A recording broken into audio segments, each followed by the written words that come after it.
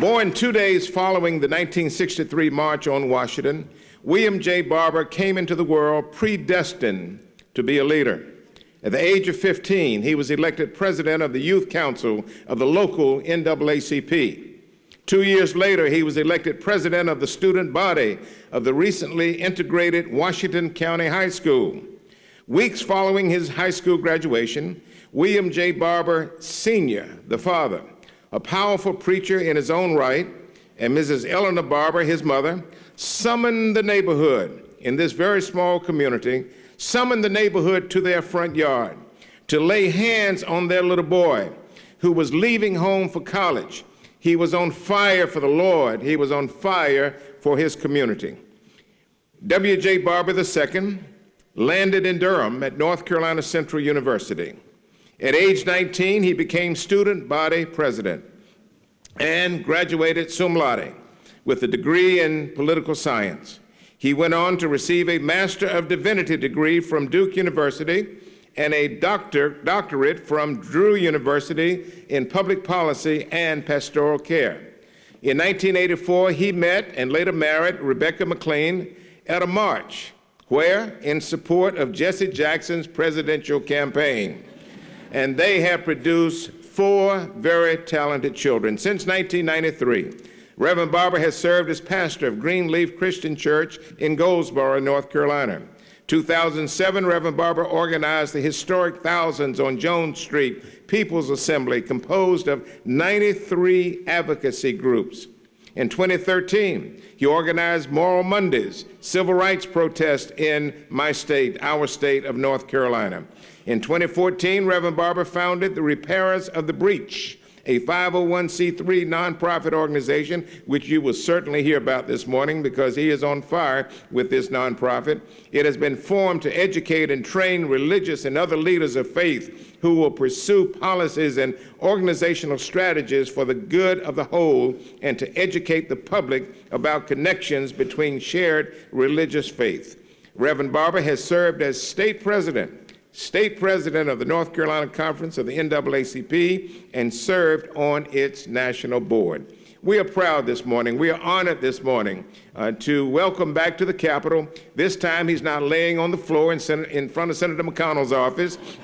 We welcome him back to the Capitol, our friend and our leader, Bishop William J. Barber II.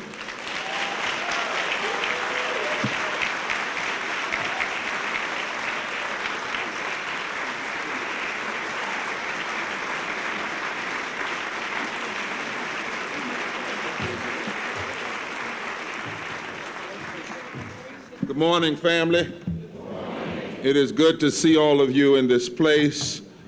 Gracious God, help us, hold us, disturb us, use us for your glory. In your name we pray. Amen.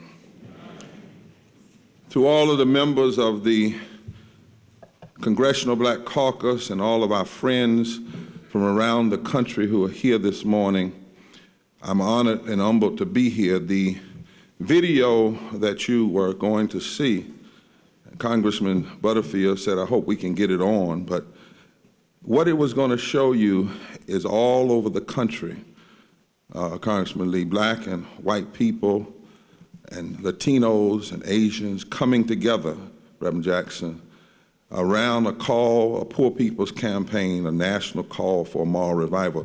The woman you actually saw there is Callie Greer from Alabama, whose child died in her arms because Alabama refused to expand Medicaid. And now she's coordinating with white women and Latino women in Alabama to raise up a moral stance and a powerful movement in the South. And she believes it's possible. I want to thank you so much for allowing me to come and be here. Congressman Butterfield, thank you, Art Shallett. Thank you always for being my congressperson. I want to thank the chair of the Legislative Black Caucus this morning, for Sister Karen, for allowing us to come and be here. I want to suggest this morning that the coordinated cover-up is a call to action. The coordinated cover-up is a call to action. It's not a time to be depressed. It's not a time to whimper. It's not a time to mourn. Sometimes a good slap in the mouth will wake you up. And I want to lay out kind of an action agenda for movement. And here is some language. First thing is we must issue a clear call to our moral and political allies. Maybe it could sound like this: the coordinated cover-up we are witnessing as senators conspire to facilitate Trump's obstruction of Congress is deeply troubling to anyone who knows the history of Southern courthouses, where district attorneys openly coordinated with all-white juries and corrupt judges to cover up acts of racial terror.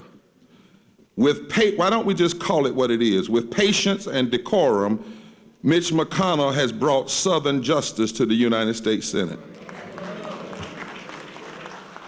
As in our nation's history, we need a moral fusion movement to reclaim the American democracy.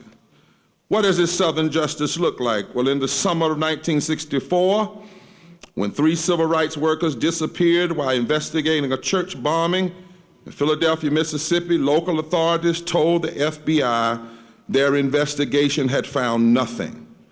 Because hundreds of college students from the nation's elite university had turned the nation's attention on Mississippi that freedom summer, the FBI could not simply move on. They spent the entire summer combing the area for more evidence. In the end, they found a literal cover-up. Andrew Goodman, Mickey Swanner, James Chaney had been murdered and buried in a local dam as a part of a conspiracy that included the Ku Klux Klan, the Philadelphia Police Department, the Neshoba County Sheriff's Department, the DA, and others. And they found bodies they weren't even looking for. In 2 months of investigations to expose one cover-up, federal authorities found the remains of 8 other African Americans. Half a century later, we have fewer voting rights protections in America than we did in 1965, ever since what the Supreme Court did with Section 5 of the Voting Rights Act. We who are the heirs of the American civil rights struggle know how fragile this hard-won multi-ethnic democracy is. For generations after the end of Reconstruction, anyone who dared to believe the 13th, 14th, and the 15th Amendments guaranteed them the rights of full citizenship were subject to terrorism by local law enforcement. If a crime was committed to rig the next election, it was covered up. This was the everyday practice of Southern justice under Jim Crow, and McConnell has brought Southern justice again to the United States Senate. Americans must remember from the Nixon impeachment that the cover-up is the evidence of the crime. But it's more than that. Time and time again, the justice movement has learned that the cost of the cover-up is democracy itself. When people who have the power can abuse that power to influence elections and suppress the electoral power of those who would challenge them, we do not have a representative democracy. We have Southern justice covering for minority rule. But if we, who've been denied full citizenship in this nation, know the cost of the cover-up, we also know the power of moral movements to tap a greater power and push America towards a more perfect union. Slaveholders invested everything they had to cover up the crimes of human bondage. Jim Crow did everything it knew to cover up the immorality of separate but equal. And for a long time, it looked like they had all the votes. But movements of people committed to the truth did not give up. They kept believing and building on the conviction that the moral arc of the universe bends toward justice. And they uncovered the lies that crippled democracy in their day. Our present moral crisis demands nothing less. We appeal today to the American people to rise up, link up, vote in 2020 for senators and presidents who will respect the Constitution, its principles of equal protection under the law for Americans. I want to suggest as one strategy, why don't we turn something like this into a call to action? A call to action for black folk, white folk, brown folk, native folk, any folk that believe in justice. And why don't we use it for a call to action to get 1 million people to sign on to it, not to say they're going to vote, but to say they're going to organize and push out the vote in 2020 like never before. And why don't we say something that Reverend Jackson has said for us to say psychologically in our head? Stop saying Trump won. He won by 80,000 votes in 3 states. But in one of them, Wisconsin, 250,000 votes were suppressed. In Michigan, he won by 10,000 votes. 100,000 Negroes in Detroit didn't vote. What we have seen is not victory, but a cover-up. He lost by more than 3 million votes in the popular vote. We must decide that we will pull the covers off of what's going on. And we have to do that. Because if you don't, because the tongue, what you say can get you in a whole lot of trouble. The power of the tongue, and the power of the tongue is life and death. And if you speak defeat and keep living in defeat and talking the wrong narrative, then in fact defeat will be yours. Number 2, we need a strategy. What next part? Number 2 strategy is there's no way we can inspire people to move with the normal politics that doesn't fully address poverty. That is why the Poor People's Campaign, a national call for moral revival, is mobilizing all across this country, more than 100 partners now, 16 denominations, 43 state coordinated committees, and we are planning on June 20th, 2020 to bring thousands of every race, creed, and color here to D.C. to push not only what the problems are, but what the solutions are. And it will not be people speaking on behalf of poor and low wealth people, but poor and low wealth people speaking on their own behalf. We must call for a moral revival, and it must be deeply rooted in a clear, all-out commitment to address poverty and low wealth. Particularly the Black Caucus must demand that we address poverty and low wealth, not incrementally and not with formulas that leave communities out. We must start with the real numbers. There are not 39 million poor people in America. There are 140 million poor and low wealth people in America. 60% of black people, 26 million. 66 million white people, 30%, are poor and low wealth. 62 million people make less than a living wage. And we have allowed 30 presidential debates to go on and not one on poverty and low wealth or on systemic racism. At some point, the blame is on what we demand or don't demand. By only talking about 40 million people in poverty and not the 140 million people in poverty and low wealth, and these numbers have been validated by numerous think tanks and places, including the Columbia School of Public Policy. Without an accurate assessment of who is poor, then we are participating in a policy cover-up. We came to the 140 million by looking at the U.S. Census data gathered for the supplemental poverty measure and counting up to 199% of that poverty threshold. Shally Gupta-Barnes, step out Shally, is our economist and attorney who's helping to lead this effort. She's right over to my left. And we said that when you capture everyone who falls below the line and everybody just above it, what you have is 60% of black folk are poor and low wealth, 64% of Latinos are poor and low wealth, 40% of Asians are poor and low wealth, 59% of natives are poor and low wealth, and 1/3 of all the poor and low wealth, 66 million, are white. 40 million more than black people in terms of raw numbers, but also 40% less in terms of precision. And when you can work a full-time job at minimum wage and still not be able to afford a 2-bedroom apartment anywhere in this country, that's poor. And if we can't see that, and if we don't acknowledge that poverty, then we are refusing to call upon these witnesses among us, not just the 40 million, but the 140 million. And as James Baldwin said, not everything that is faced can be changed, but nothing can be changed until it is faced.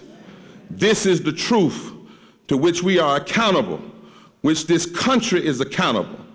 Not me or anyone else in this room, but to the 140 million people who do not know if they have 3 nutritious meals today, or if they will need to share their heart medication or buy diapers instead of paying their utilities or have a roof over their heads. That is the crisis we face today. This is the state of our union. Every state that is a racist voter suppression state is a red state, and it's also a high poverty state. All you have to know is that a state is a racist voter suppression state, and you know it's a high poverty state. You know that it's a denied health care state. You know that it's an attacked Latino state. You know that it's a denial of living wage state. But what else do we know? We also know now from a study we're putting out in a little bit that if you mobilize 2 to 10%, not 30, not 40, Maxine, but if you organize 2 to 10% of the poor around an agenda, you can fundamentally shift every election in this country. Not 20%, not 30%, but 2 to 10%. And if we're going to do this, we must address the lie of scarcity and not allow America or anyone to say we don't have the money. Why? We put 53 cents of every discretionary dollar into military, which primarily goes to defense contractors, and less than 15 cents of every discretionary dollar into addressing the issue of health care and education. Right now, child poverty costs $1 trillion a year. But we know if we take 2% of the federal budget and put it toward issues that address child poverty, it could reduce it by 60%, and it could be an economic driver. Right now, we know if we raise the minimum wage to $15, we put $328 billion back into the economy. Right now, we know that $1 billion spent on SNAP produces $1.7 billion in economic growth. More than when we put it into war. And if we don't have this moral movement, if we don't address this issue, here's the lick. We will never energize the 100 million Americans who stayed home in 2016. Most of them among the 140 million poor and low wealth people who never hear their issue. They hear debate after debate after debate after debate, and they hear us talk about the middle class and the wealthy, and never talk about the poor. In Kentucky, let me give you something real. In Kentucky, how did the new governor win? Well, the Poor People's Campaign that never endorsed the candidate, but working with Kentuckians for the Commonwealth, for 3 years we worked to bring black, poor and low-wealth people from Louisville together with white coal miners together. We focused on 5 counties. 2 counties we worked in flipped from overwhelmingly Trump to the new governor, because it's possible that a new electorate can be changed if we mobilize poor and low-wealth people. And we will never change the South, where 1/3 of America's poor and low-wealth people are, if we don't address the issue of poverty and low wealth. And only a coalition of poor, black, and white, and brown people and native people can change the political calculus. And changing the South is a must.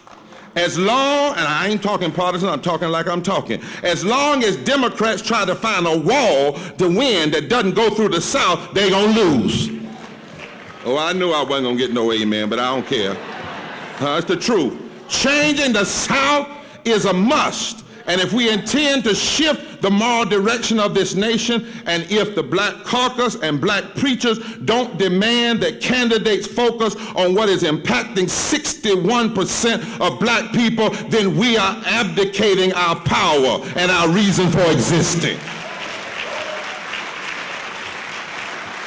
We have listened to the political consultants enough. They say don't talk about poverty. They say we don't say we don't have the money. They say somebody accused you of socialism. Well, according to some folks' definition of socialism, Jesus was a socialist. So you don't worry about being accused, just tell the truth.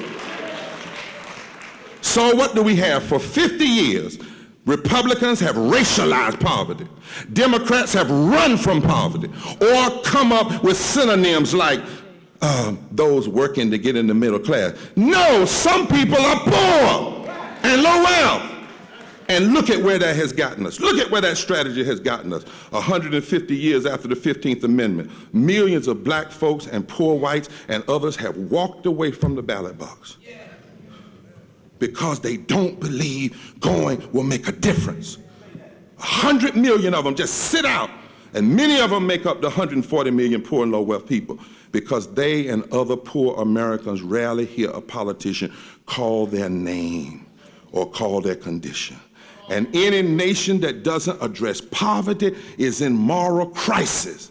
And we can't address it without taking on the interlocking injustices of systemic racism, ecological devastation, militarism, the war economy, and a distorted religious narrative and white evangelicalism that says the only thing God is concerned about is prayer in the school, being against gay people, being against a woman's right to choose, guns, and voting Republican. That is a heresy. Not just a lie, it's a heresy. Here's the third thing.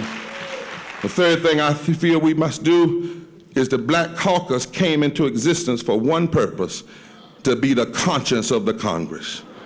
Period. That is why this caucus can't sound like either party.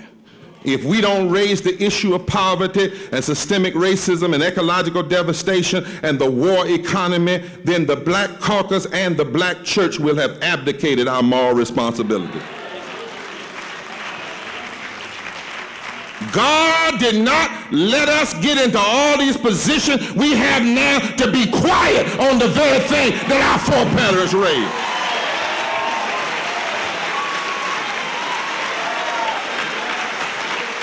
You don't get power and then get cute. You get power and get ugly for your people.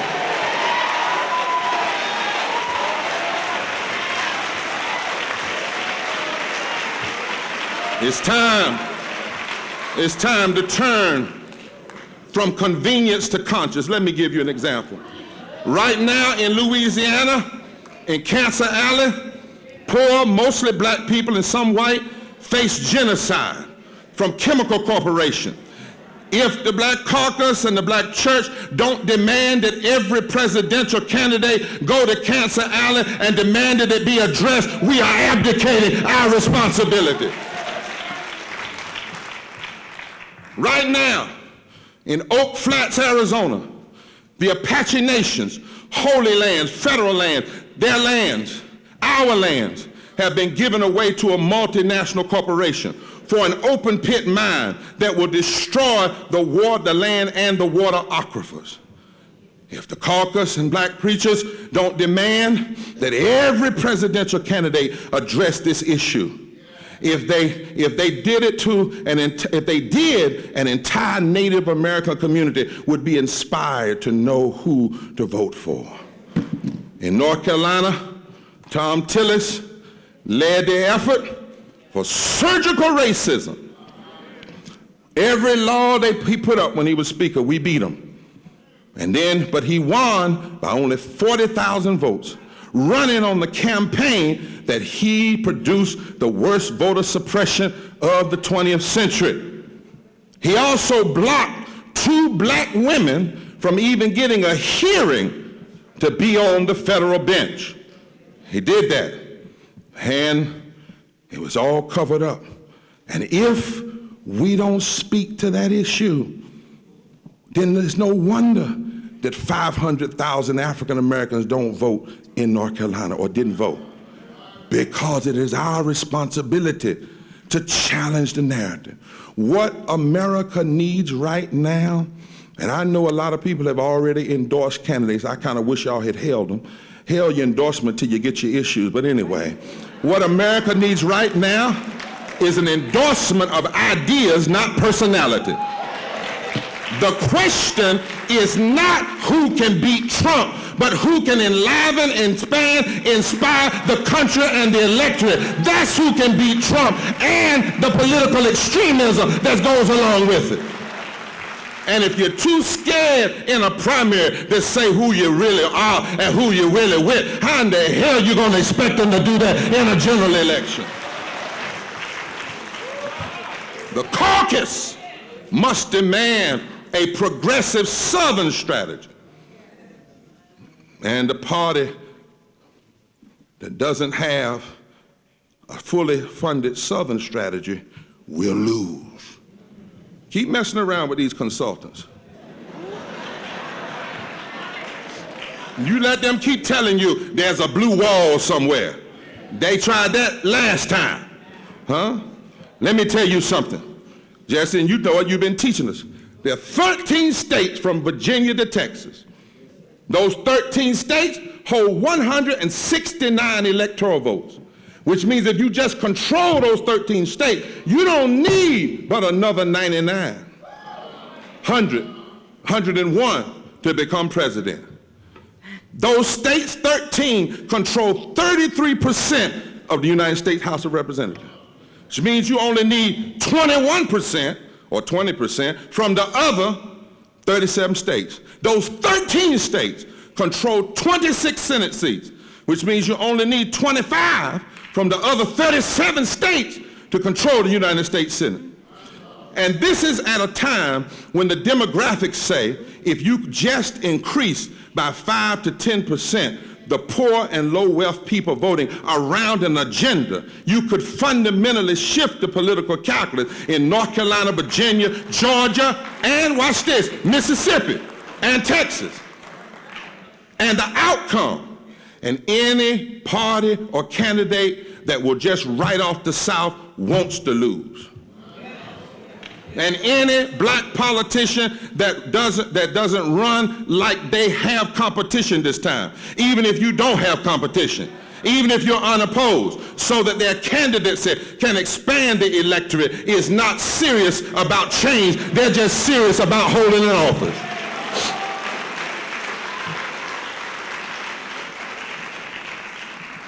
Let us not forget it was in 1868, 1875 that black and white fusion coalitions controlled the South.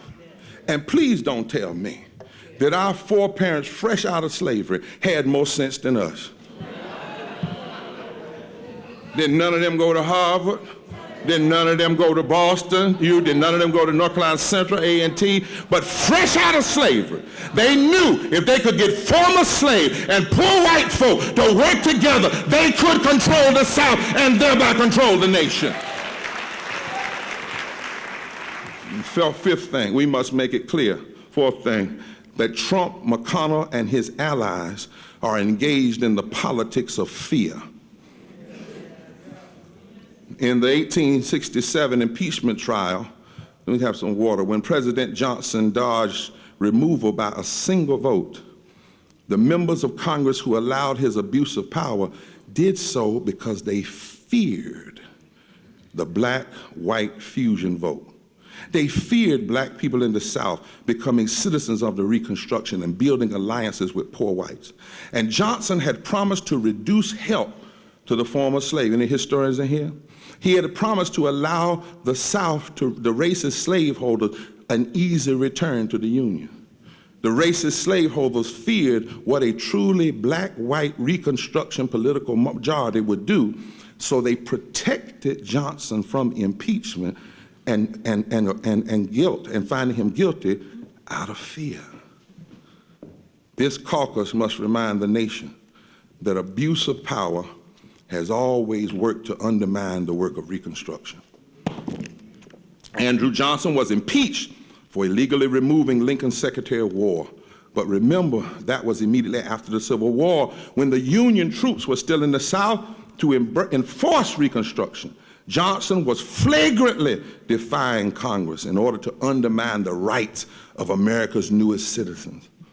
Now, they weren't able to remove Johnson for his abuse of power. Hear me, those of you that have been working so hard recently. I want to give you some hope. I want you to hold your head up. Hear me. They were not able to remove Johnson for his abuse of power. Impeached, but he didn't get found guilty. But the radical Republicans who impeached Andrew Johnson in an election year, listen now, used that process to reclaim their authority. He didn't get found guilty, but they used the legitimate impeachment to rally the electorate that fall. And a new president was elected, Ulysses Grant.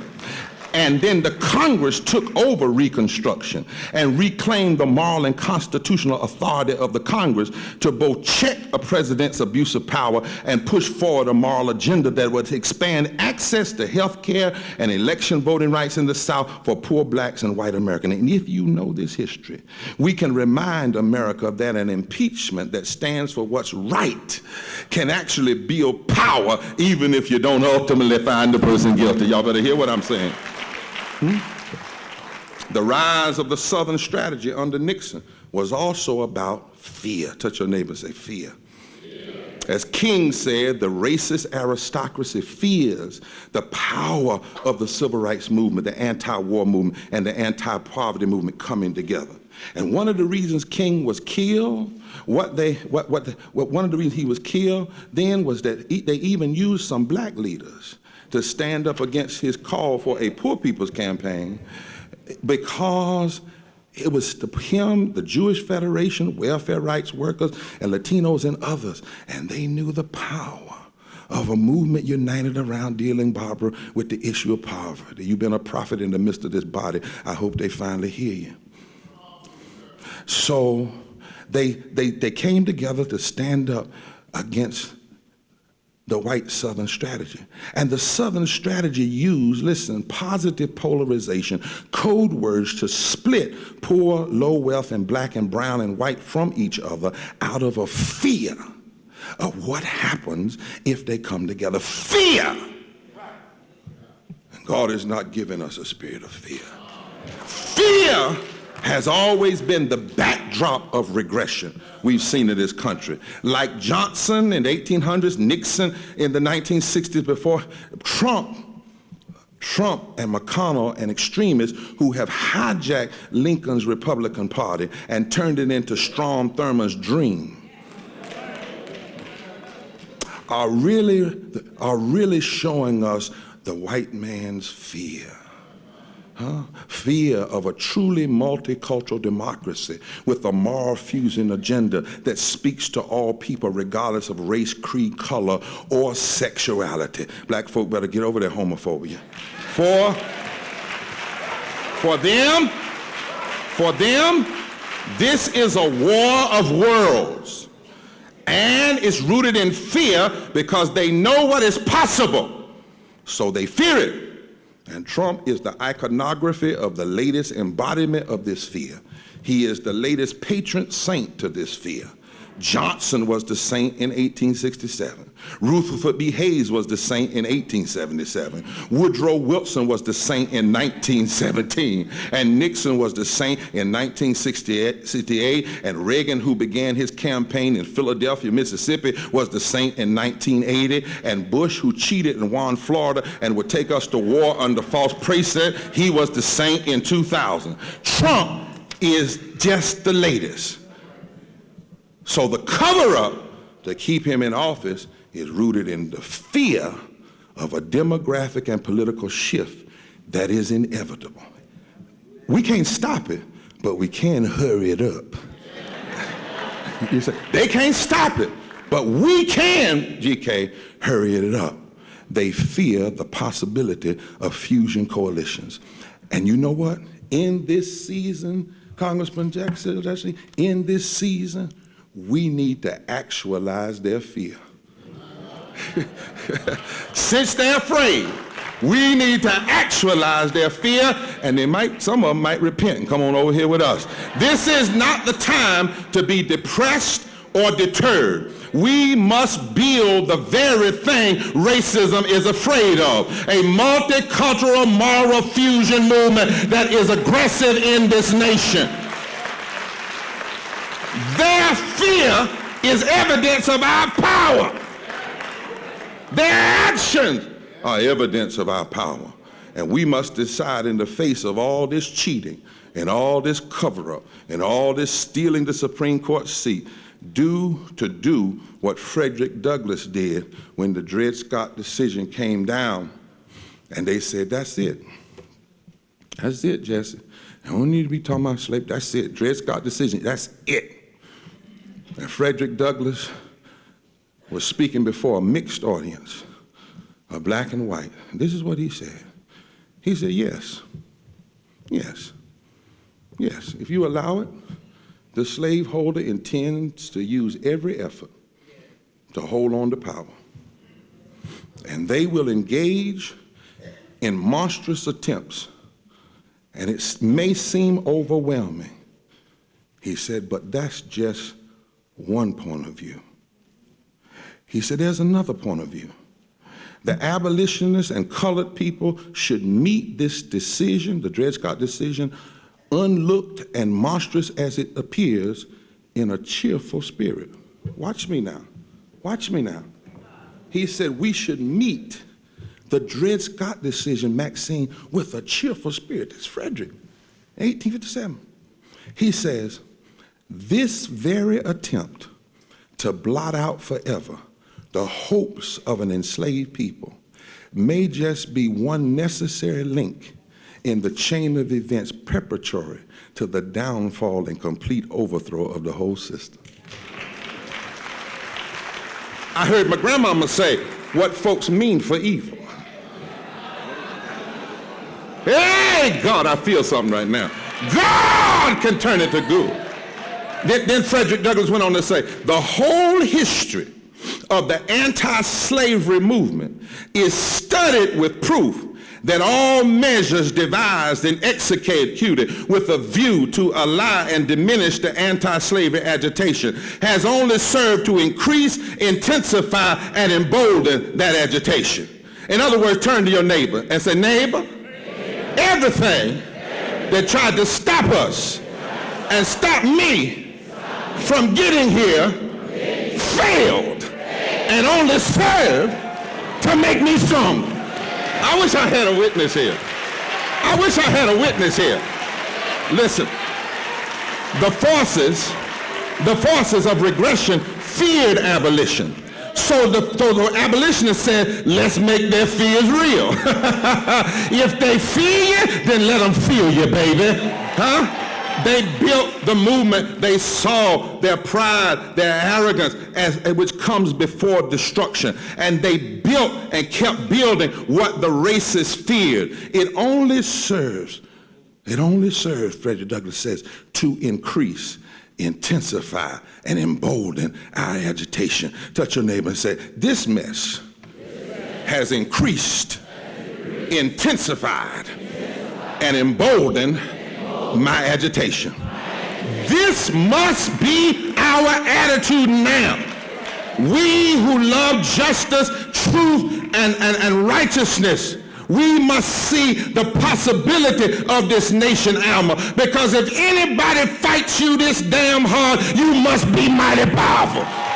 Good God from Zion. Yeah. Somebody turn to your neighbor and say, stop fearing and start fighting. Which leads me to my final point. As we come here today, and we visit you all here today, in this moment, in this seat of power, we cannot leave the roots of what our parents and foreparents taught us.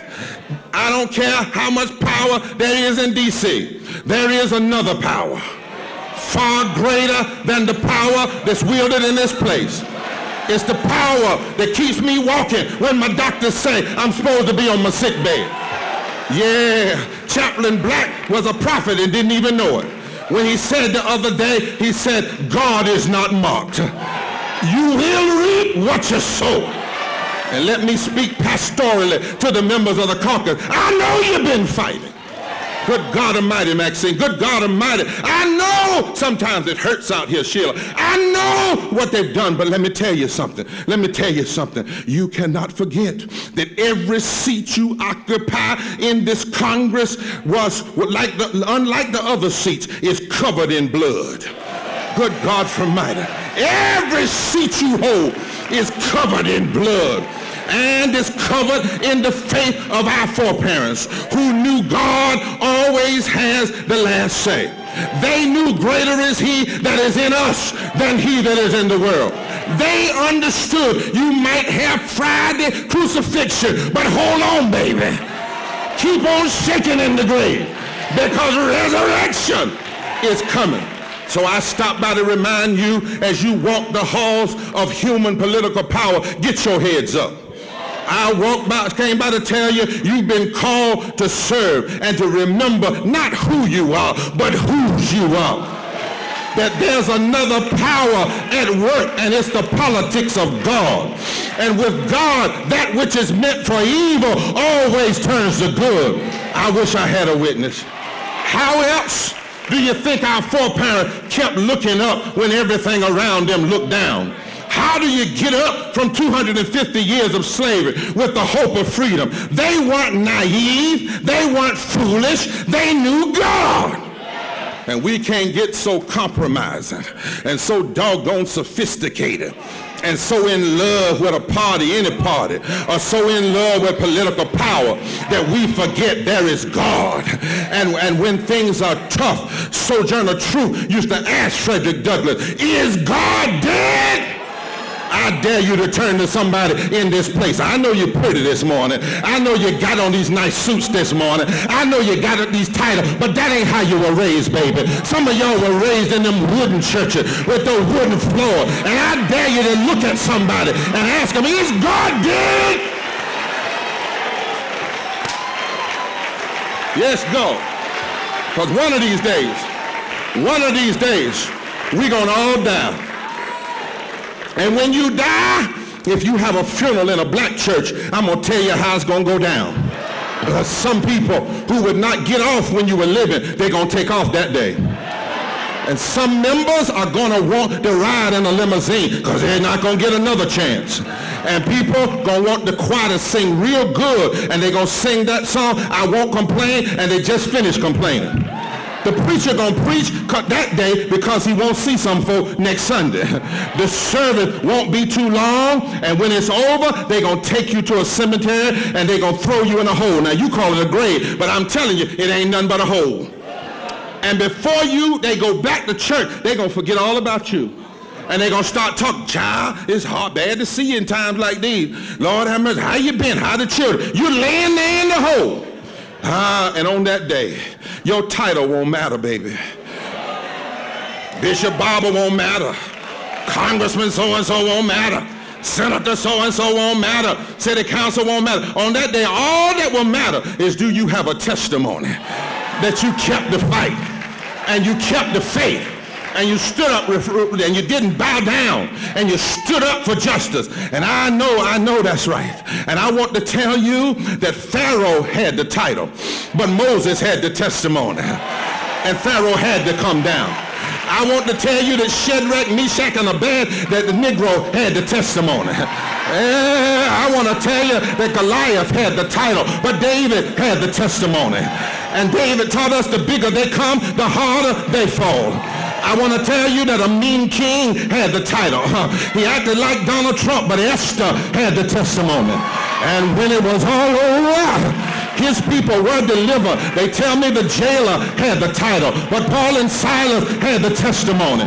They tell me the slavery had the title, but Harriet Tubman and William Lord Garrison and Frederick Douglass had the testimony. They tell me Jim Crow had the title, but Thurgood Marshall and white lawyers and black lawyers and Jewish lawyers, they had the testimony. They tell me segregation had the title, but Rosa Parks and Martin Luther King and C.L. Franklin and James Reed and a white white woman named Viola Wilshire, they had the testimony. They tell me apartheid had the title, but Alan Bosak and Bishop Tutu and Nelson Mandela and Winnie Mandela and the mothers of South Africa, they had the testimony. And one Friday, my God, one Friday, Herod had the title, Pilate had the title, Caesar had the title, the Sanhedrin had the title, the governor had the title, the rulers had the title, and they said if Jesus wouldn't bow to injustice, they would crucify him. He didn't bow, and they did what they said. Friday,